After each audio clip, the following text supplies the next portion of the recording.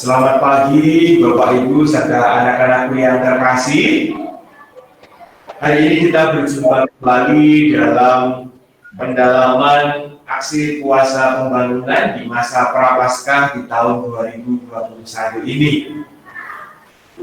Sebelum pendalaman APP ini akan kita mulai, Bapak ingatkan sekali lagi bahwa tema Prapaskah tahun 2021 untuk Keuskupan Bandung adalah semakin beriman, semakin solider. Utamanya di masa pandemi ini kita diajak bersama untuk mewujudkan iman kita kepada Tuhan dengan menjadi pribadi-pribadi yang lebih peduli terhadap kebutuhan-kebutuhan yang dialami oleh orang-orang yang ada di sekitar kita. Maka pada pertemuan APT kita pada pagi hari ini, marilah kita kembali berefleksi bersama sudah sejauh mana sikap peduli yang sudah kita tunjukkan pada orang-orang yang ada di sekitar kita. Kita juga mohon kepada Tuhan agar Tuhan sendirilah yang memberi kekuatan kepada kita sehingga keberadaan kita, kehidupan kita mampu menjadi sumber berkat bagi orang-orang yang ada di sekitar kita. Mengawali pendalaman APP kita pada pagi hari ini, marilah bersama-sama kita buka dengan lagu pembukaan. Silakan kita nyanyikan bersama-sama.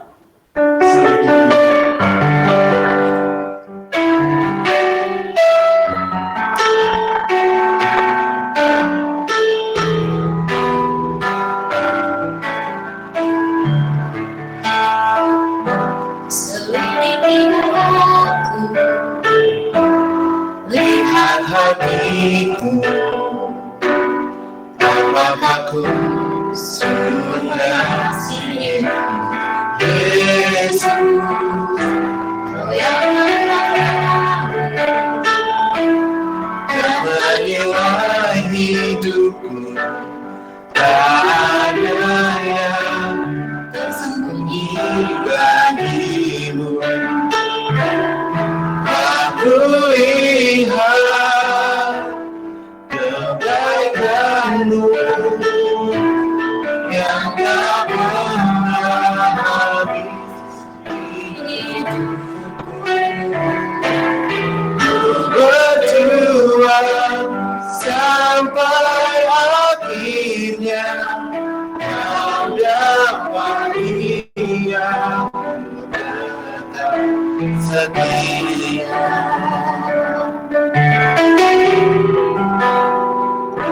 Setia lihat hatiku,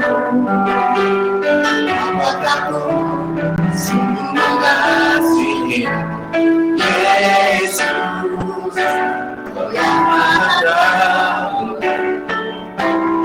dan menyulai hidupku, tak ada yang tersembunyi bagimu. Aku lihat kebaikan-Mu yang tak pernah habis hidupku. Ku berjuang sampai akhirnya Kau dapati aku tetap setia. Dalam nama Bapa dan Putra dan Roh Kudus. Amin. Rahmat Tuhan kita Yesus Kristus, cinta kasih Allah dan persekutuan Roh Kudus bersamamu dan bersama rohmu. Bapak Ibu serta anak-anakku yang terkasih, sebagai manusia sosial sudah sepantasnya kita kembangkan kehidupan sosial dalam semangat solidaritas selaras dengan iman Kristiani. Solidaritas tidak dapat dipisahkan dari cinta kasih yang merupakan keutamaan dasar hidup para murid Kristus. Dalam iman Kristiani, solidaritas manusia bersumber dari keyakinan akan solidaritas Allah sendiri yang telah mengutus putranya untuk menyelamatkan manusia. Oleh karena itu, setiap pribadi hendaknya mengemban tugas, amanat, tanggung jawab untuk menciptakan ekonomi yang bersolidaritas kepada orang-orang yang terpinggirkan dan perlu mendapatkan perhatian dari gereja. Gerakan APP ini merupakan pertobatan dan solidaritas. Misalnya kita belajar dari pertobatan seorang Sakeus. Ia berubah meskipun tetap sebagai pemungut cukai, tetapi ia berjanji untuk tidak lagi korupsi, tidak merampas, dan tidak menyalahgunakan jabatannya untuk kepentingan atau memperkaya dirinya sendiri. Unsur tobatnya adalah rela mengembalikan dan menyesali perbuatannya. Mengawali renungan kita pada pendalaman APP pada kesempatan pagi hari ini, marilah kita hening sejenak untuk berdoa.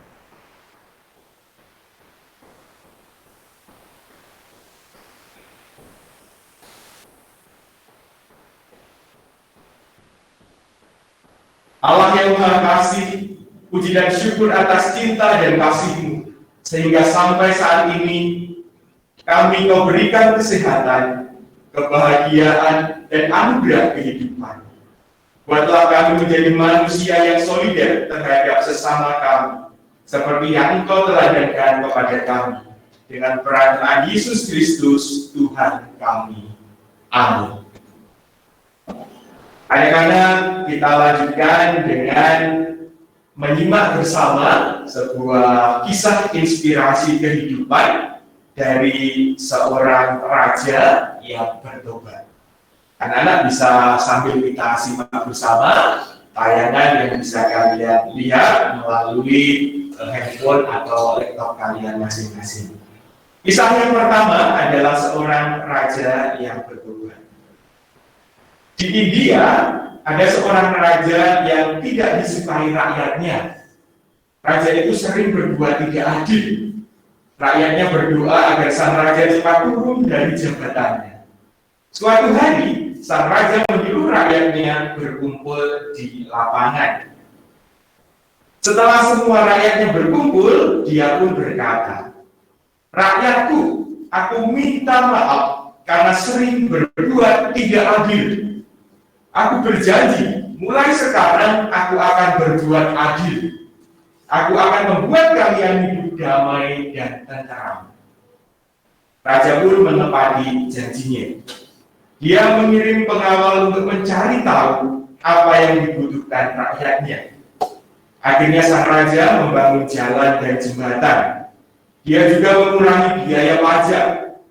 Rakyat pun merasa heran dengan perubahan sang raja.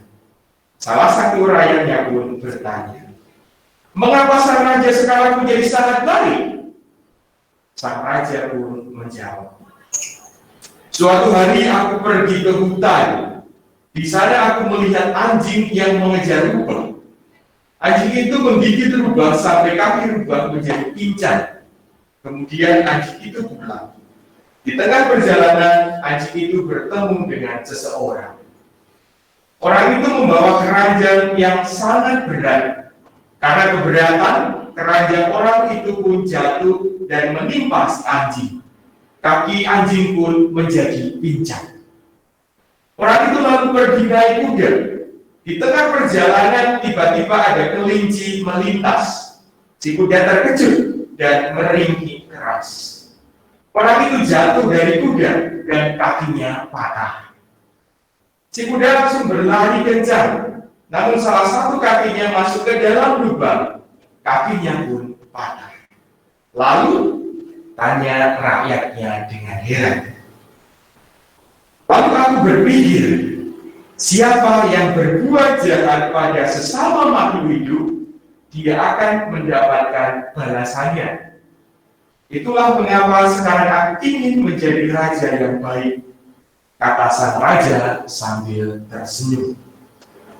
Raja yang bertobat adalah berbuat baik. Berbuat baiklah pada semua makhluk hidup. Nah, anak-anakku yang terkasih, dari kisah seorang raja yang awalnya bersikap sangat tidak baik, sangat tidak adil, semena-mena. Kemudian raja itu berubah menjadi seorang yang sangat baik, menjadi seorang yang sangat peduli terhadap rakyatnya. Dari kisah seorang raja itu, apa yang bisa kita refleksikan? Yang pertama, jelas bahwa sang raja itu mengalami sebuah perubahan dalam hidupnya. Di awal, sang raja ini sangat tidak disukai oleh rakyatnya karena sikap dan perbuatannya.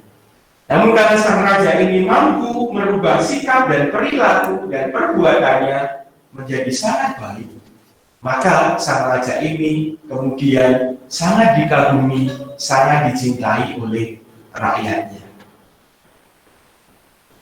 Yang kedua, yang dilakukan raja setelah dia tahu akan kelemahannya. Sang raja ini tahu betul kenapa rakyatnya begitu tidak menyukainya. Kenapa rakyatnya begitu ingin supaya ia segera turun tahta.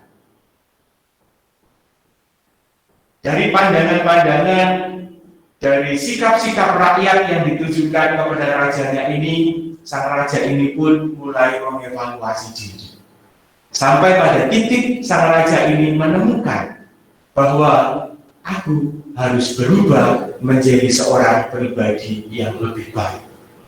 Kelemahan-kelemahanku sebelumnya yang tidak adil terhadap rakyatku, yang semena-mena terhadap rakyatku, yang memungut pajak dengan sangat tinggi kepada rakyatku, akan berubah menjadi kebijakan-kebijakan yang lebih baik, yang lebih menguntungkan rakyatku. Aku akan lebih memedulikan kebutuhan rakyatku. Aku akan membangun jembatan, membangun jalan yang baik supaya rakyatku bisa menikmatinya. Dan aku akan memberikan kesejahteraan terutama bagi rakyat-rakyatku yang berkebutuhan.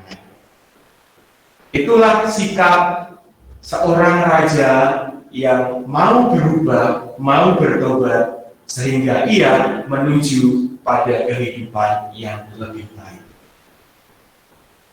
Kisah selanjutnya kita akan belajar dari kitab suci.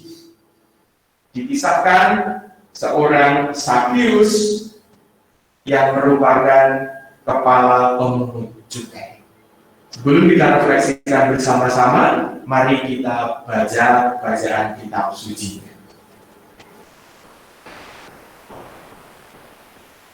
Bacaan kitab suci diambil dari kitab Lukas bab 19 ayat 1 sampai dengan 10. Yesus masuk ke kota Yeriko dan berjalan terus melintas kota itu. Di situ ada seorang bernama Sakeus, kepala pemungut cukai. Dan ia seorang yang kaya. Ia berusaha untuk melihat orang apakah Yesus itu. Tetapi ia tidak berhasil karena orang banyak sebab badannya pendek. Maka berlarilah ia mendahului orang banyak, lalu memanjat pohon ara untuk melihat Yesus yang akan lewat di situ. Ketika Yesus sampai ke tempat itu, ia melihat ke atas dan berkata, "Sakeus, segeralah turun, sebab hari ini aku harus menumpang di rumahmu." Lalu Sakeus segera turun dan menerima Yesus dengan sukacita. Tetapi semua orang yang melihat hal itu bersungut-sungut, katanya, "Ia menumpang di rumah orang berdosa." Tetapi Sakeus berdiri dan berkata kepada Tuhan, "Tuhan, setelah dari milikku akan kuberikan kepada orang miskin, dan sekiranya ada sesuatu yang kuperas dari seorang, akan kukembalikan 4 kali lipat." Kata Yesus kepadanya, "Hari ini telah terjadi keselamatan kepada rumah ini, karena orang ini pun anak Abraham. Sebab anak manusia datang untuk mencari dan menyelamatkan yang hilang. Demikianlah Injil Tuhan. Terpujilah Yesus. Anak-anakku yang terkasih, dari kisah kitab suci, dari kisah Sakeus, seorang pemungut cukai ini, mari kita renungkan dan kita refleksikan bersama. Sebelum nanti saya minta kepada beberapa dari kalian mungkin untuk men-sharingkan bacaan kitab suci yang baru saja kita baca dan kita dengarkan bersama ini, mungkin perlu Pak Nugroho tambahkan. Sakeus itu adalah kepala pemungut cukai. Kepala pemungut cukai itu kalau sekarang adalah pemungut pajak, ya, pemungut pajak. Yang pada masa itu bahwa pemungut cukai, pemungut pajak itu sangat terkenal sekali dengan korupsinya. Mungkin sampai sekarang pun juga sama. Ya. Di instansi-instansi yang mengurusi keuangan seperti itu, kemungkinan untuk penyalahgunaan, kemungkinan untuk korupsi itu sangat besar sekali kemungkinannya. Mungkin sampai dengan saat ini juga seperti itu. Dan nampaknya korupsi itu sudah ada sejak zaman Yesus. Kurang lebih 2000 tahun yang lalu, korupsi itu sudah ada. Dan para pejabat-pejabat di situ juga sudah sangat terkenal sekali dengan perilaku-perilaku korupsi seperti itu. Namun, seorang Sakeus yang sangat terkenal sekali bahwa ia pasti korupsi, pasti memperkaya diri. Karena kehadiran Yesus, Sakeus mau merubah dirinya. Sakeus mau menyadari akan kelemahannya. Dan Sakeus mau berbuat baik kepada orang-orang yang merasa butuh, kepada orang-orang yang miskin. Dan Sakeus akan mengembalikan, kalau dia pernah merampas kepada orang-orang, dia akan kembalikan kembali 4 kali lipat. Nah, supaya kita lebih memperdalam kembali tentang bacaan kitab suci yang baru saja kita dengarkan dan kita baca bersama, saya minta kepada kalian, anak-anak, untuk bisa menjawab dan bisa men-sharingkan jawaban kalian kepada kita semua, dengan kita semua bisa saling belajar. Ada 2 pertanyaan yang bisa kita simak bersama. Pertanyaan yang pertama, siapakah Sakeus dalam teks di atas? Mungkin ada anak-anakku yang mau menjawab pertanyaan yang pertama ini, Bapak persilahkan. Ada? Oke, kalau tidak ada mungkin Bapak tunjuk saja, ya. Bapak menunjuk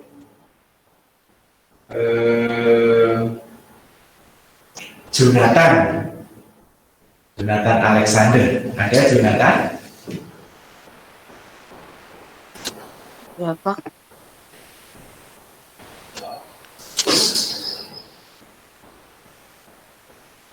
Yang nomor 1, Pak. Ya, silakan diulang kembali, Jonathan. Yang nomor 1, siapa Sakeus? Dalam teks di atas, Sakeus adalah pemungut cukai atau istilahnya pemungut cukai di kota Yeriko. Sakeus adalah pemungut cukai di kota Yeriko. Oke, terima kasih Jonathan. Ya, jadi dikasihkan kembali, Sakeus itu adalah seorang pemungut cukai. Mungkin ciri fisik yang sangat kita kenali bahwa Sakeus ini badannya pendek, ya. Makanya dalam kisah hari ini dikisahkan untuk bisa melihat Yesus, ia harus memanjat pohon. Namun luar biasa sekali, menyadari kelemahan fisiknya karena Sakeus begitu ingin melihat Yesus sampai-sampai dia harus memanjat pohon. Itu merupakan salah satu usaha yang dilakukan oleh Zakheus. Maka kita pun juga bisa menyontoh Zakheus, bisa meneladani Zakheus. Kalau kita ingin sesuatu yang baik, maka kita pun harus berusaha. Ya, sekarang kita lanjut pada pertanyaan refleksi yang kedua. Apa yang dilakukan Zakheus dan bagaimana ia bersikap setelah melihat Yesus? Adakah yang mau menjawab dan men-sharingkan kepada kita semua? Silakan.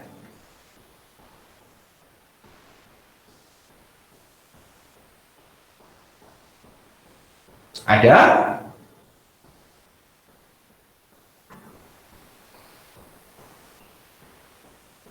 Kalau tidak ada, Bapak akan menunjuk. Saya Pak. Oh ya, siapa? Andreas Pak. Andreas, silakan Andreas, ya, silakan disampaikan kepada kita semua. Apa yang dilakukan Zakheus dan bagaimana bersikap setelah melihat Yesus? Zakheus setelah melihat Yesus, dia bertobat, Pak. Dia setelah itu membagikan hartanya ke yang dia pungut cukainya 4 kali lipat, Pak. Oke, terima kasih Anandito. Jadi yang dilakukan Zakheus setelah ia melihat Yesus adalah terjadi pertobatan dalam dirinya.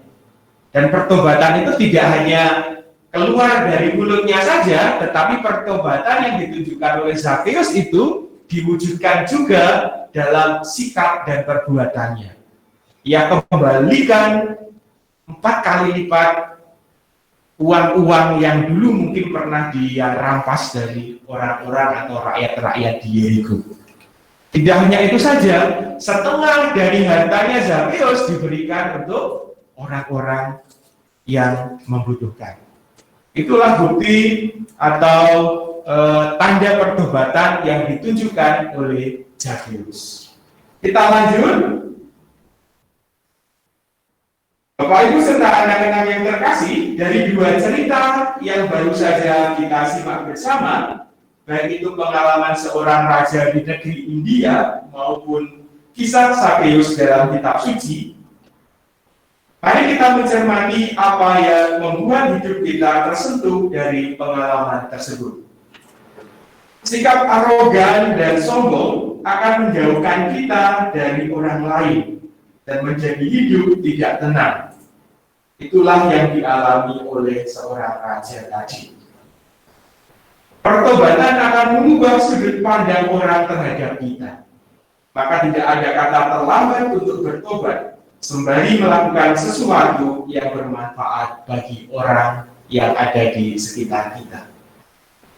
Dalam teks kitab suci, Zakheus sosok yang dibenci oleh masyarakatnya. Karena sebagai kepala pemungut cukai, ia sangat sombong dan melakukan pemerasan terhadap rakyatnya. Sehingga secara ekonomi, dia adalah orang kaya yang banyak harta, sehingga ia cenderung arogan. Pertobatan Zakheus adalah perjumpaan dengan Yesus, dan yang menarik ketika Yesus menumpang di rumahnya, dengan demikian secara spontan muncul dari mulut Zakheus bahwa dia akan mengembalikan semua yang pernah ia rampas dari rakyatnya dan menggantikannya 4 kali lipat dari yang ia peras. Pertobatan adalah kata kunci dari kedua cerita di atas, agar kita menjalin kembali relasi dengan sesama yang terlebih dengan Allah dan hidup sesuai dengan kehendaknya. Anak-anakku yang terkasih, sebagai bentuk refleksi yang akan menjadi tugas untuk kalian pada pertemuan APP yang ketiga pagi hari ini, silakan kalian menulis niat kalian masing-masing sebagai ungkapan pertobatan kalian. Misalnya, niat atau ungkapan tobat apa yang akan saya lakukan saat ini? Bisa saja, contohnya, ungkapan pertobatan saya adalah saya akan memberikan bantuan masker kepada orang-orang yang ada di lingkungan saya. Atau bisa juga saya akan menyisihkan uang saku saya, dan uang saku saya itu akan saya berikan kepada para pemulung, para orang-orang yang gelandangan dan sebagainya. Atau bisa juga ungkapan pertobatan saya akan saya lakukan dengan cara saya tidak lagi bermain game online. Waktu saya hanya akan saya gunakan untuk belajar. Selanjutnya, selain itu, saya akan membantu mama papa di rumah. Atau mungkin ungkapan pertobatan saya akan saya lakukan dengan cara setiap hari saya akan bangun lebih pagi dan berusaha bangun sendiri tanpa dibangunkan dan membersihkan dan merapikan kamar saya sendiri. Silahkan, sikap-sikap yang positif, sikap-sikap yang baik, meskipun itu kecil, harus kalian mulai kembangkan dan harus kalian mulai lakukan dari saat ini. Terutama di masa prapaskah ini adalah waktu yang paling tepat untuk kita semua untuk bisa membangun sikap dan perilaku yang baik sebagai bentuk dan wujud pertobatan kita. Nah, tugas refleksi APP pada hari ini silahkan kalian tulis dalam kertas kecil atau dalam buku kalian juga boleh. Tulis dengan menarik, tulis dengan indah, kasih hiasan-hiasan atau gambar apapun itu. Kemudian setelah kalian tulis, kalian foto dan kalian kirimkan dalam classwork di Google Classroom. Untuk passwordnya tadi sudah Bapak posting, bisa kalian kerjakan sampai nanti pukul 2 siang. Silakan kalian tulis niat apa, perbuatan atau sikap apa yang akan kalian lakukan di masa prapaskah ini sebagai bentuk pertobatan kita dan sebagai wujud bahwa kita mencintai sesama kita. Maka kesimpulan yang bisa kita ambil dari pertemuan APP kita pagi hari ini adalah bahwa sikap solider akan membuat diri dan orang lain berubah. Karena adanya sikap berbagi, menolong, dan merasakan penderitaan orang lain sebagai unsur tobat. Semoga sikap ini memampukan kita untuk selalu peduli dengan orang di sekitar kita. Sebelum kita akhiri refleksi atau pendalaman APP pada pagi hari ini, marilah kita hening sejenak, kita sampaikan segala doa dan permohonan kita kepada Tuhan. Kita mohon agar Tuhan sendiri yang memberi kekuatan bagi kita, menjernihkan akal, budi, dan pikiran kita, sehingga kita mau tergerak untuk semakin lebih baik, untuk semakin lebih peduli terhadap orang-orang yang ada di sekitar kita. Marilah kita hening sejenak, kita doakan dalam hati kita masing-masing segala ungkapan doa dan permohonan kita kepada Tuhan.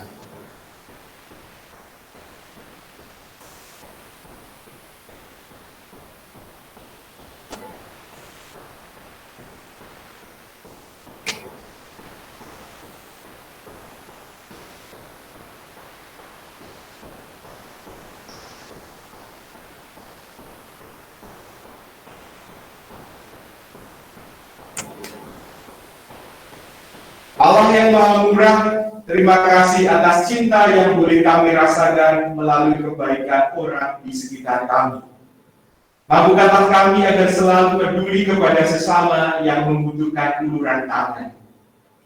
Semoga semakin banyak teman-teman kami yang peduli dengan penderitaan sesama yang ada di sekitar kami. Dengan perantaraan Yesus Kristus yang hidup dan berkuasa kini dan sepanjang segala masa. Amin. Semoga Tuhan beserta kita sekarang dan selama-lamanya. Semoga kita semua senantiasa diberkati, dilindungi oleh Allah yang Maha Kuasa dalam nama Bapa dan Putra dan Roh Kudus. Amin. Dengan ini ibadat Prapaskah kita telah selesai. Syukur kepada Allah. Marilah kita pergi, kita diutus. Amin. Kita bersama-sama di tempat kita masing-masing, kita nyanyikan lagu penutup.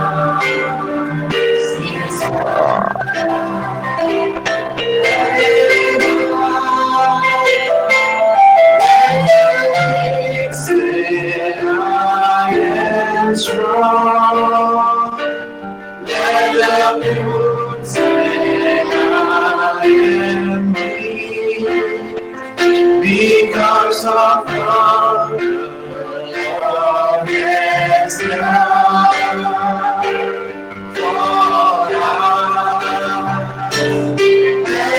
And Lord, let the weak say, I am strong. Let the poor say, I am weak. Because of God, the Lord has done for us. Give them.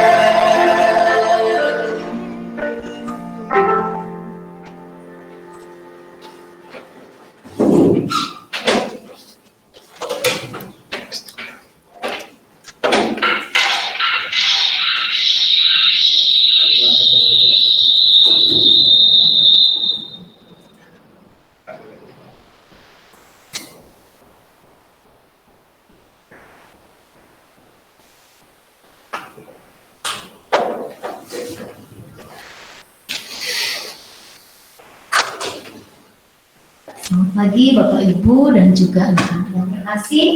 Puji Tuhan kita sudah selesai pada ibadat pagi hari ini. Anak-anak yang terkasih, Ibu akan mengumumkan kali ini siapa yang terpilih menjadi ketua dan wakil ketua OSIS sekolah kita. Berdasarkan data yang Ibu terima dari voting kemarin, 44,4% itu diraih atau diperoleh oleh paslon 2.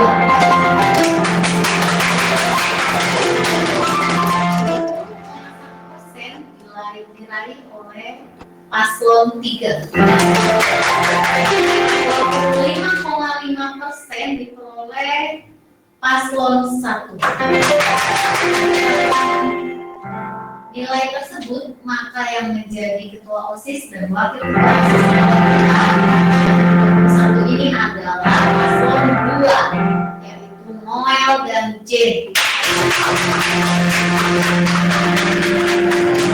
Selamat kepada Noel dan Jane, dan untuk paslon yang lain tetap mendukung menjadi pengurus OSIS di tahun ajaran ini ya.